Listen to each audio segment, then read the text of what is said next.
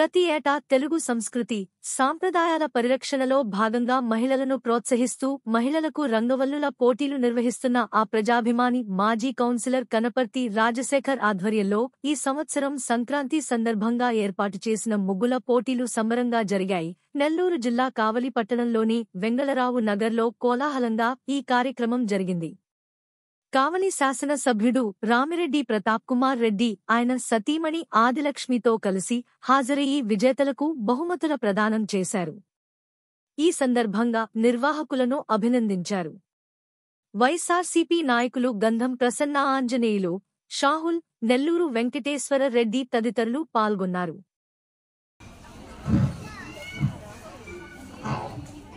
ఈ ముగ్గుల పోటీ గురించి సింపుల్ గా 3 విషయాలు చెప్పి ముగిస్తాను.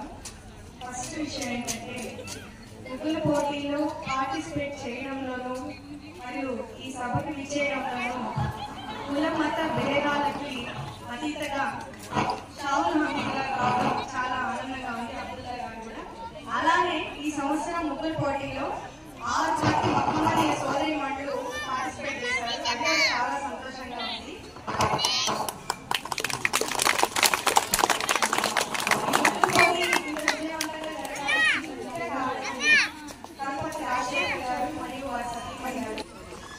అలానే కాకుండా మా 23వ వార్డులో ఉన్న ప్రజలు, వాలంటీర్లు అందరూ కలిసి నిన్న రాత్రి సుమారు 11 గంటల వరకు కష్టపడి అంతా నీళ్లు చల్లించి మీకు లైన్లు గీయించి చాలా శ్రమ పడినందుకు మీరందరూ ఇంతమంది ఈ సంవత్సరం అత్యధికంగా 79 మంది వచ్చి పార్టిసిపేట్ చేయడం చాలా సంతోషంగా ఉంది.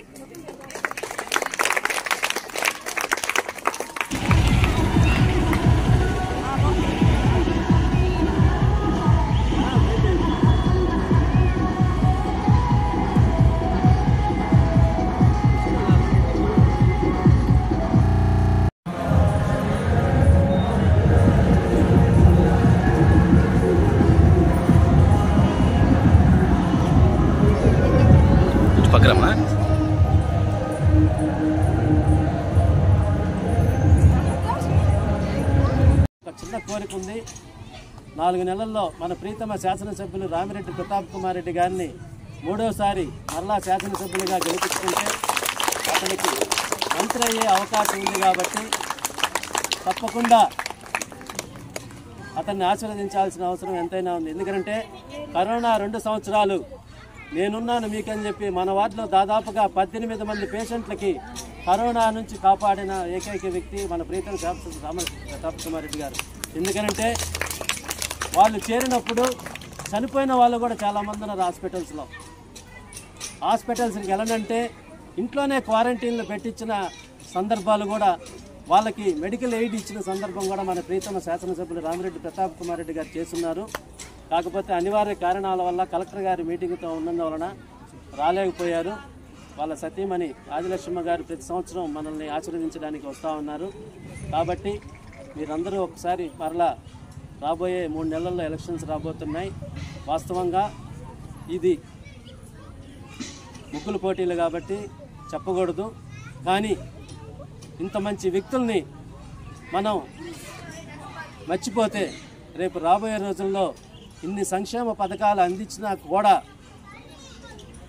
ఓటు వేసి గెలిపించని ఈ నాయకులు ఈ ప్రజల్ని ఎందుకు నమ్మాలి అని చెప్పి రాబోయే ప్రభుత్వాలు ఈ సంక్షేమ కార్యక్రమాలని మనకు అందించకుండా ప్రజలకి మేలు చేయకపోయినా పర్లేదు ఓటేస్తారనే ఆలోచన చేస్తారు.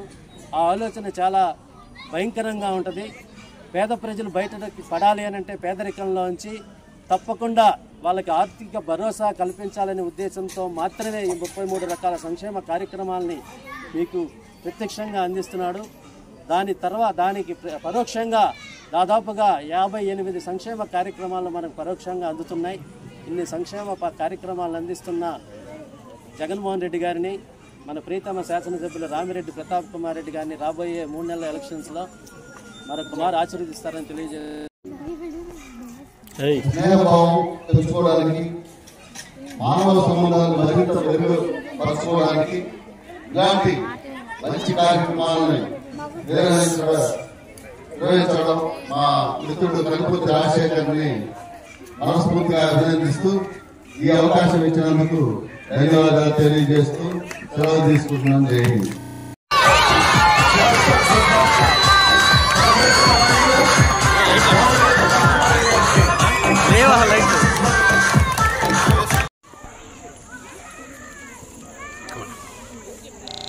పండుగని మీరందరూ ముక్కులతో ఒకసారి అందరికీ గుర్తు చేసినందుకు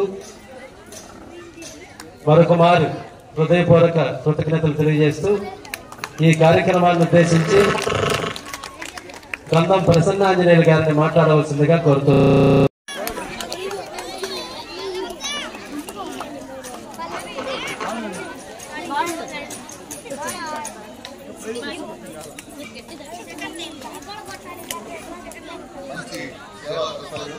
ఎంతో మంది మహిళల్ని చెప్పాలి కానీ ఇద్దరు మంచి కమిషన్ కల్లా నిజంగా వాళ్ళు మనస్ఫూర్తిగా వాళ్ళు ఎవరైనా సరే పేదవాళ్ళ గొప్పవాళ్ళ మా రాజశేఖర వైఎస్ఆర్ పార్టీ తరఫున మా ఎమ్మెల్యే ఈ రాష్ట్రాన్ని మన ప్రియతమ ముఖ్యమంత్రి జగన్మోహన్ రెడ్డి గారు బిడ్డల కోసం మహిళల కోసం ఎన్నో సంక్షేమ పథకాలు, ఎందుకంటే మనం మంచి కొన్ని మాటలు మాట్లాడుకోవాల్సిన సమయం ఆసన్నమైంది. గతంలో 2014లో అనుకుంటా మహిళలు ఆర్థికంగా చాలా ఇబ్బంది పడుతున్నటువంటి రోజులు.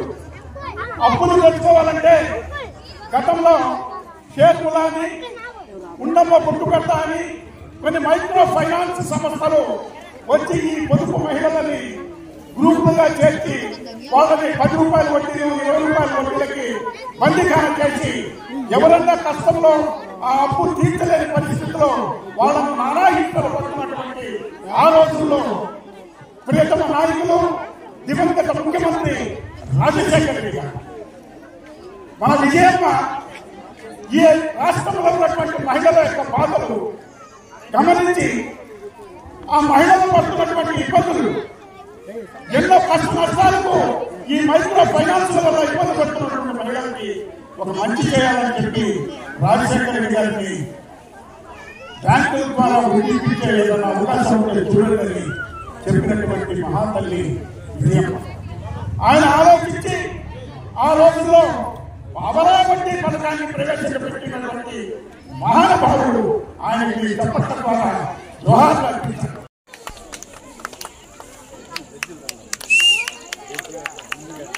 ఇంకొక స్పెషల్ ప్రైజ్ కోట తిరుపతమ్మ,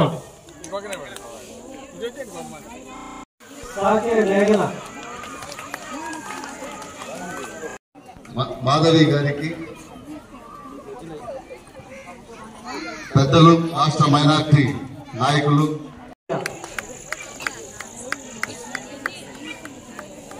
ప్రైజ్ కూడా తీసుకుంటున్నారు.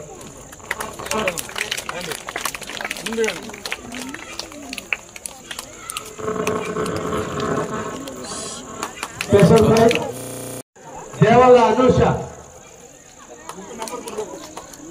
Book number 71. కొంచెం చెప్పండి.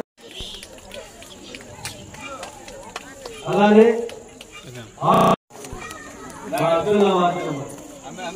నెంబర్ 18.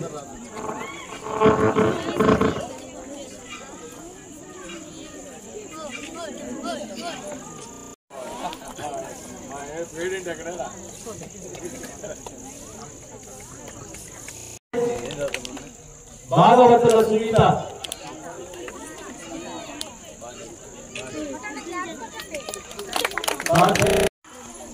మేడం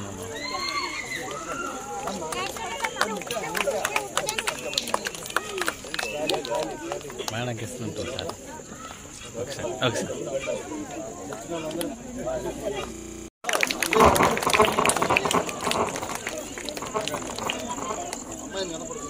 ప్రతి సమేతంగా వచ్చి అమ్మాయి బుక్ చేస్తుంటే దగ్గర